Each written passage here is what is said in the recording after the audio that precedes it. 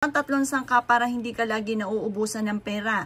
Bagamat ikaw ay bumibili ng inyong mga pangangailangan, nababawasan ng pera, pero may mga dumarating na swerte na hindi nyo inaasahan at imbis na nasisimutan ka ng pera ay nadadagdagan pa ng pera ang inyong pong pitaka. Mainam po na magawa nyo po ito sa pamamagitan ng isang buo na dahon ng laurel.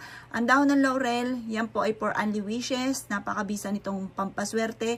Lalo na kung ikaw po ang laging wini-wish ay tungkol sa pera kasi siya po ay unlimited wishes at siya po ay the victory ang binibigay at hindi lang biro-birong swerte lalo na sa pera.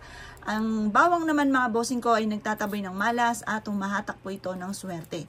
At ang gagamitin naman po natin sa pagkakataong ito ay 100 pesos. Ang kulay ng violet for anti-stress para hindi ka lagi nauubusan ng pera. Kaya ang gagamitin natin ay violet. Ngayon pa mga bossing ko, ang gagawin nyo lamang ay kumuha ka ng ziplock. Kailangan ay clear para lagi nyo nakikita po itong tatlong sangkap na ito. At pag lagi nyo ito nakikita, ito po isa sa mga senyales na may paparating araw-araw ng malaking pera po sa inyo. Ito po ay pagsasama-samahin nyo lang sa loob ng isang plastic. At pagkatapos ay ikaw po isasabayan nyo ng pagwi-wish bukod sa inyo pong sipag at tiyaga. Sabihin nyo po sa pamamagitan ng pampaswerteng ito ay hindi na ako maubusan ng pera. Araw-araw na magkakaroon ako ng maraming pera, hindi na ako maubusan ng pera. Ulit-ulitin nyo po ito na hindi ka na maubusan ng pera. Maraming pera araw-araw ang darating po sa inyo.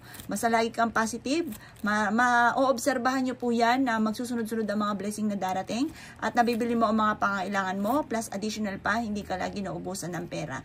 Gawin nyo po ito sa araw ng Martes or Biyernes basta't ikaw ay nasa mood at ikay makakapag-wish nang mula sa inyo pong puso at ang dulot nito ay napakaswerte.